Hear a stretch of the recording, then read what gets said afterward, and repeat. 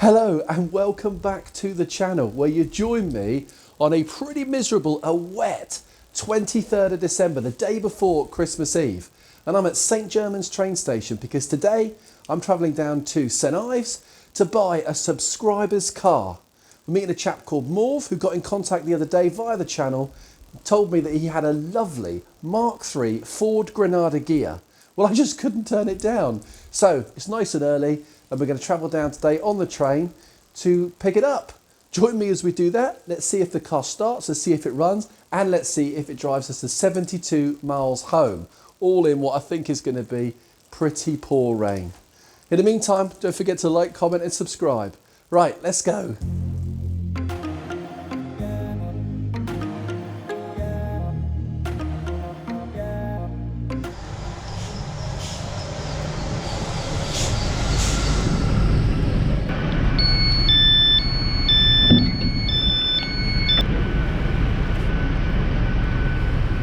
This is St Germans. This is a Great Western Railway service to Penzance. Just an hour and a half on the train for us as we go from St Germans down to St Earth, which is near to St Ives.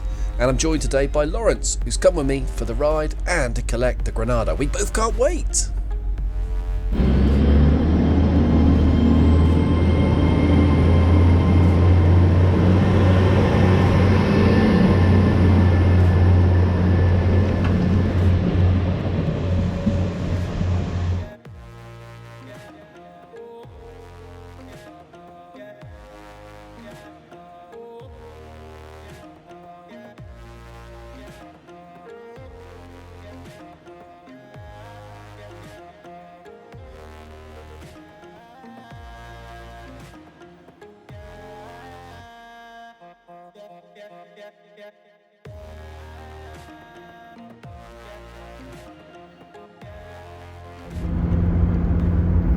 Well, I've bought it. Here we are driving back from St Ives all the way home in my 2-litre automatic Granada Ghia X. And well, it's driving really nicely. I just love this era of Ford. It's well, so familiar to me, of course, because we have a Ford Sierra or a couple of Ford Sierras around this year, so there's lots of consistency. But I just love the way they're designed, I love the way they look, and actually this is a really high specification car for the time. We've got a multi-function steering wheel with cruise control, we've got an onboard trip computer, we've got air conditioning, we've got all-round electric windows, power steering. Let's say a really high trim premium executive car. And there's one thing on this car which was quite a rare option and has really caught my eye, and that's this double head unit CD stereo. And that happens to be the one that would, well, it would go into the Sierra Cosworth. And well, I'm thinking, no, let's not even go there. As I say, this car's running really well, but there is a slight hesitation, a bit of a misfire when the car's in the low. We're doing 60 miles an hour right now, no problem, but come to a hill or just accelerate away from this, you've got a little bit of hesitation, maybe a lead breaking down, maybe a spark plug. We'll have a look at that and get that sorted out. So, I'm sure it'll drive home though, and right now, well, it's an absolute pleasure to sit here and be driving at home. I feel very privileged to have come across this car. So I'll cut now to, well, one or two things. Either I'll cut to me broken down on the roadside somewhere between St Ives and just short of home, or I'll cut to me in a few days' time, having given this car a bit of a clean, and share with you what I've found in my Granada Ghia X that I bought from a subscriber.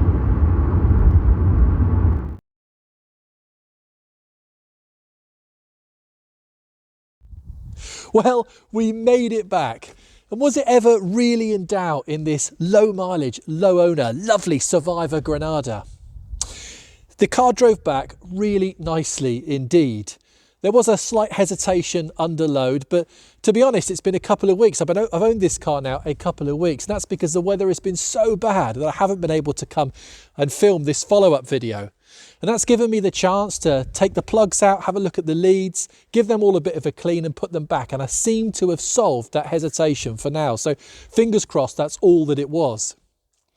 Other things that we learned about this car on the drive home, well, the mileometer is currently not recording miles, and that seems to have been the case since October 2022.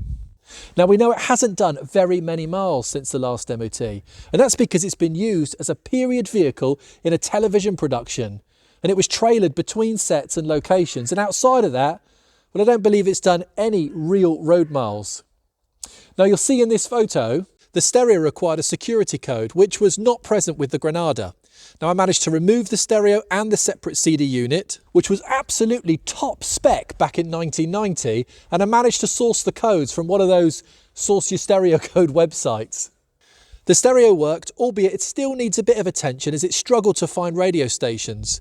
And as for the CD unit, well, that appears not to be working at this stage. The screen lights up, but we're not able to input the code because the display isn't working. I'll continue to endeavour with this, and not because it's the stereo that I need for my Sierra Cosworth. Okay, maybe for that reason, but for now I just want to see it working on this Granada because it's such a lovely feature.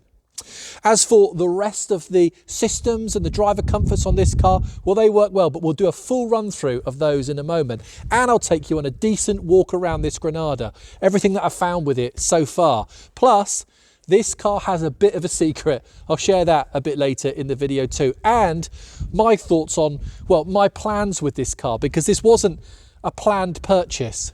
But for now, let's take a decent look at the Ford Granada story. So, the Ford Granada, the large executive car produced by Ford of Europe from 1972 right through until 1994.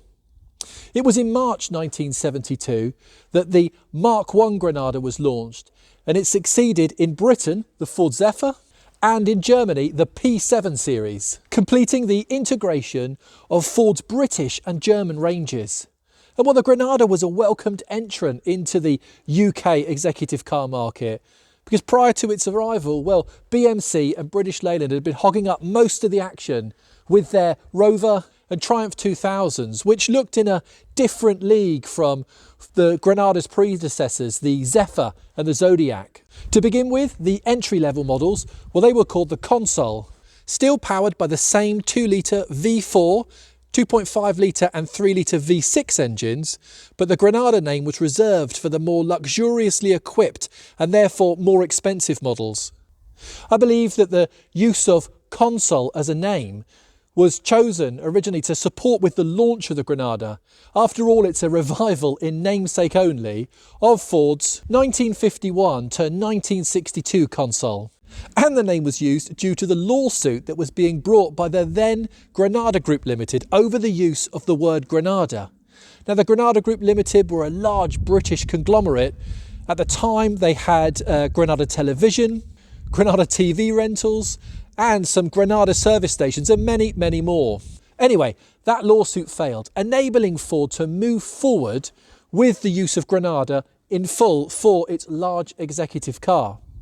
Granada, the name, well, it comes from being the former Kingdom of Spain and today a city in South Spain in the foothills of the Sierra Nevada mountains. The Mark I Granada was available as a 4-door saloon, a 5-door estate, a 2-door coupe, and outside of the UK, a 2-door saloon.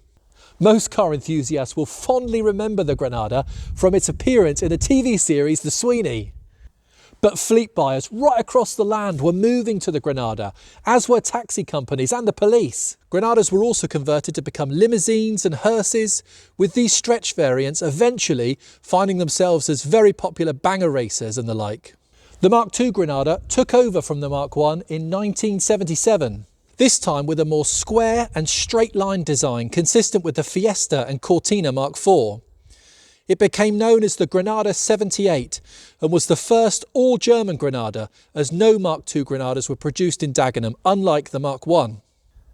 Although it looked like an all-new model, the Mark II Granada really was a Mark I underneath. Fresh Cologne V6 engines were added in 2.3 litre and 2.8 litre, replacing the old Essex units in the 2.5 and 3 litre forms, while the 2 litre Pinto continued as before, having ousted the old V4 engine during the Mark I's life. With the Mark II Granada came features such as air conditioning, and in that top-of-the-range 2.8 car, you had fuel injection.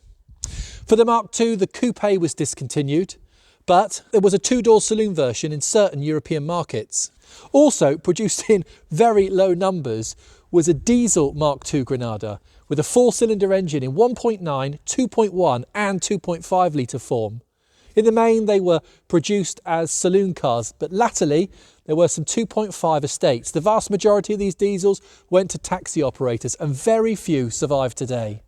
As for the pinnacle of the petrol cars in Mark II form, fuel-injected 2.8 models were originally rated at 160 brake horsepower and offered in a unique S-Pack based on the L trim but with updated suspension, TRX wheels and tyres and spotlights, all available in normal GL or Ghia trim.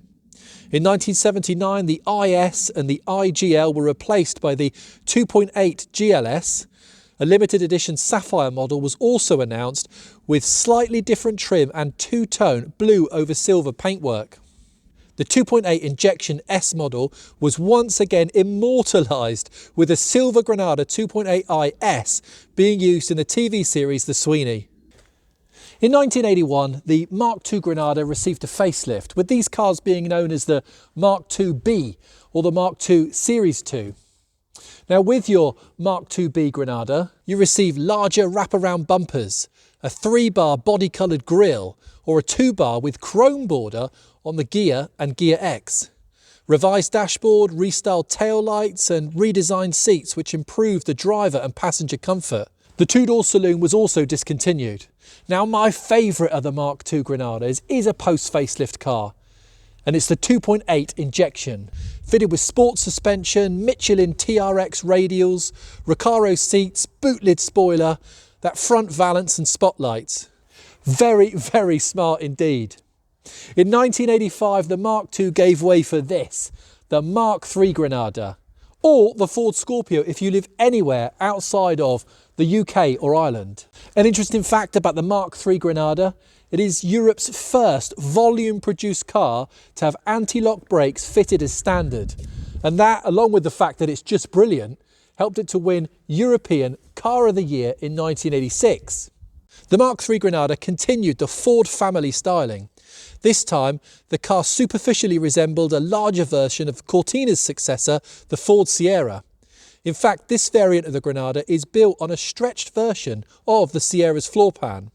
Unlike the Mark I and Mark II Granadas, the Mark III was initially only available as a hatchback and not as a saloon or estate.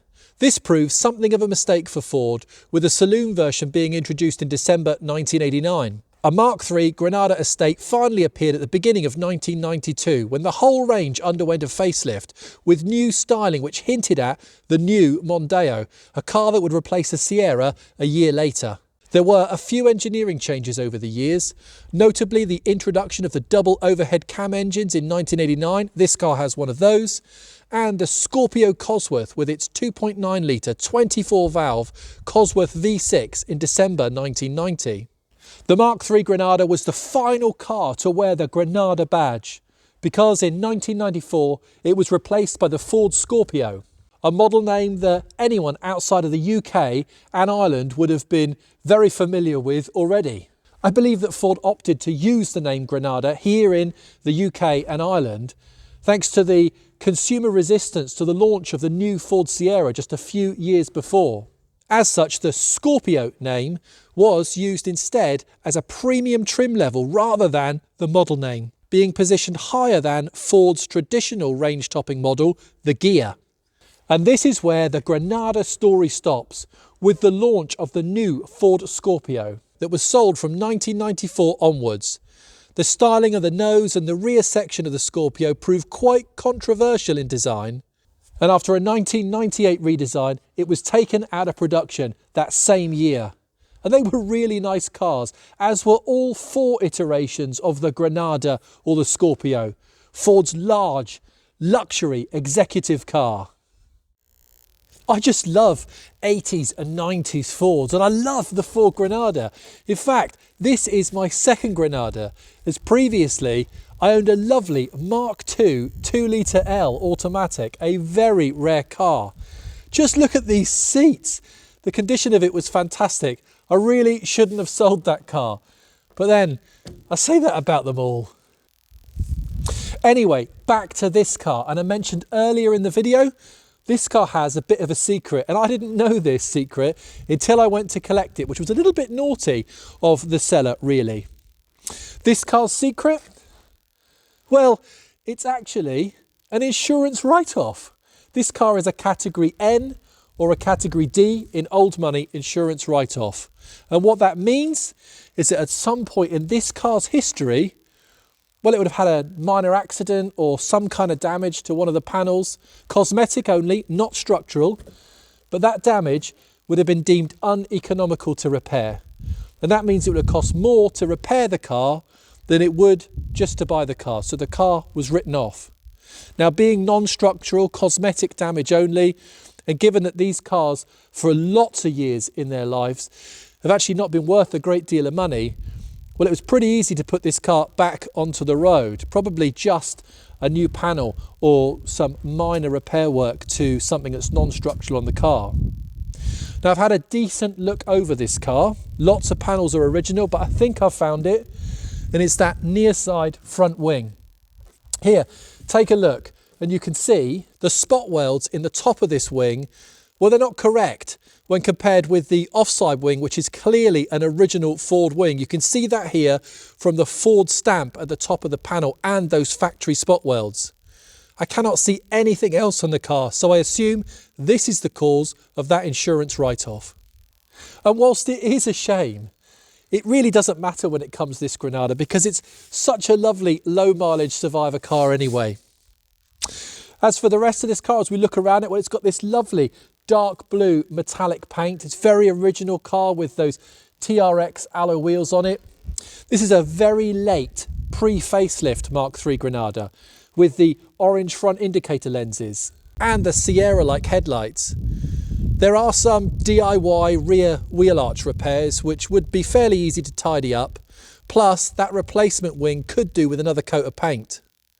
But this car still looks really good, really presentable. And I suppose, well, it is what it is. It's a 33-year-old low mileage survivor Granada. It's a very endearing old car, a retro ride. I absolutely love it. Sitting here in this Granada, well, it's like stepping back in time, such is the incredible condition of this car. There's no mistaking an 80s or 90s Ford interior. They're all so similar in design, whether it be the Fiesta, the Escort, the Sierra, the Granada. I just love this design, this era of Ford. I've always been such a big fan. Lots of different plastics and switches, all intended to be modern in their day, and now, well, nicely retro. In this Granada, I really like these stubby stalks. They are so Ford and, well, very similar to my Mark IV Escort XR3i. I've already talked about the cracking stereo that's in this car.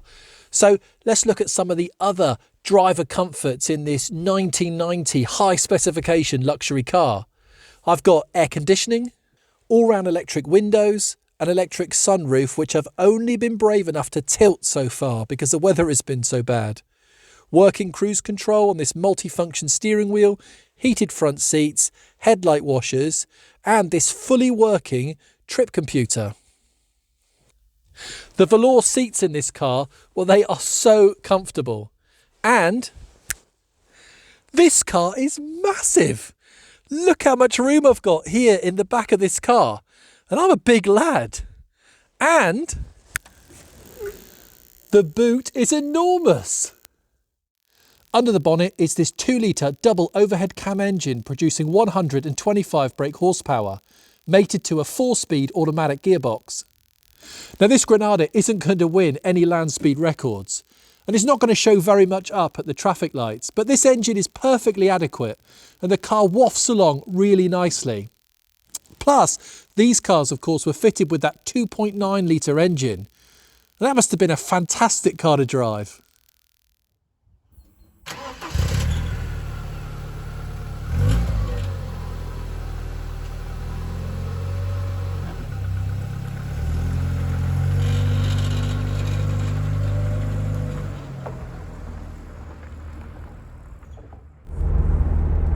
It's getting a little bit later in the day now. To hell with these dark, short winter days. I look forward to longer days, brighter days where I can make more YouTube content. Anyway, I hope it's coming out on the video there. A short drive in the Granada. I know we've seen and we've done some driving in this video already. I used to have a Ford Sierra Ghia Auto, and well, I had the same engine setup, that 2 litre double overhead cam, this 4-speed gearbox, and well, this gearbox is a little bit lazy, it is. And to be honest, it takes a while from the message from your front foot to reach the engine and for the car to step up in any speed or performance. But it is a lovely old thing to drive. I do enjoy driving this Granada.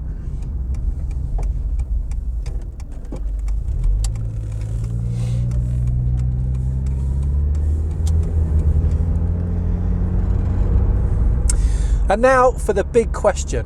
What am I going to do with this Granada? And to be honest, I don't know. It wasn't an intentional purchase.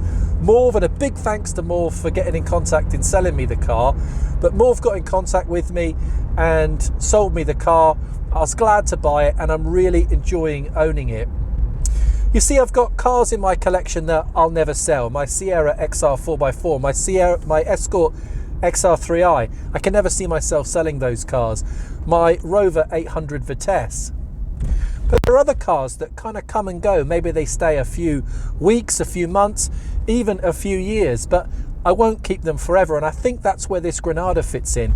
I don't see myself keeping it forever. But for now, I'm really enjoying owning it, and I really like looking at it and seeing it in the barn. So if there's anyone out there who has really enjoyed seeing this car and wants to own it, get in touch in the comments below and let me know if you're interested, if we can sort out a deal, or if you've got something interesting, maybe you want to swap it. Look, I'm open to offers, I'm open to things like that, so do get in touch. If not, I'll probably be keeping it for the foreseeable future. Anyway, once again, thanks for Morv for getting in contact and selling me the car.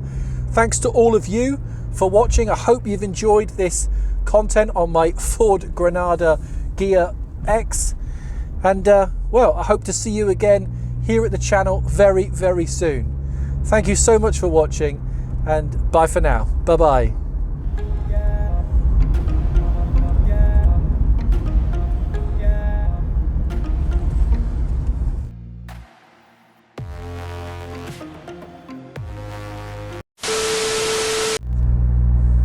That hesitation again. Ooh, he didn't like that one, did he?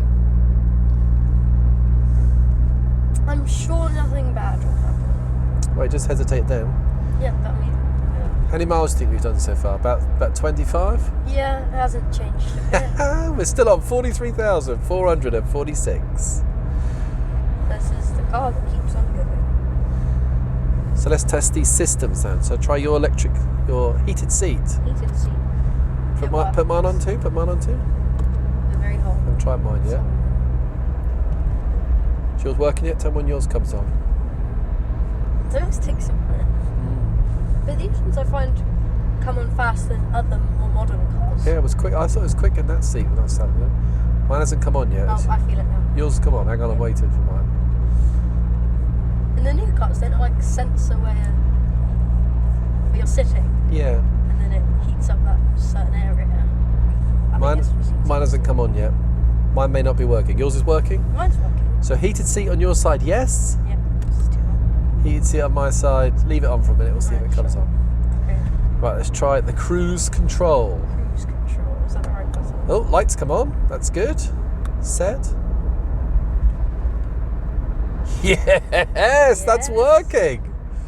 So we have working cruise control and one working heated seat. It's still hot. I Turn don't think that it's off. turning off. Okay, what else? Air conditioning. Should we try aircon? Have we tried it? Aircon on. Because it's hot in there.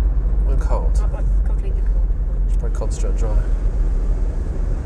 Nope. Wait, that can be controlled, can't it? So that one can be controlled. That one works. Is it quite cold though? Yeah. Oh, it's quite cold. It's quite cold outside too though. Yeah, but it's warm in this. You like this bit of wood? I do. It's a bit. So we're saying air conditioning kind of work. I put the light on. Yes, on now. It's on now. Yes. God, it's got working air conditioning. Okay, that's good. So, isn't the heated window kind of? Hey, yeah, the switch is a bit broken. Oh, hang on, fixed it. Oh, well, that's fast. Yeah, kind of work. Then we've got this one here, which is the 2.7 gallons of fuel left. 173 miles in the tank, it says. Oh, we only got 53. 99 miles per gallon. Great. I don't think it's doing that. I think we're going downhill Yeah. with the wind behind us. That would be quite surprising. It's averaging 21.3 miles per gallon. That's good. Yeah, I didn't know that. it's good, isn't That's it? interesting. And we've still only done 43,446 miles. So it's got a bit of wheel wobble as well in the steering wheel. And that little hesitation still is there. And we need the code for the stereo, don't we? What's that? Well, this is a security code, so I have to pull it out, get the serial number off the top. Now don't start making it up, because it will lock us out. Right, I think we're going to make it, dude. Fist bump on that.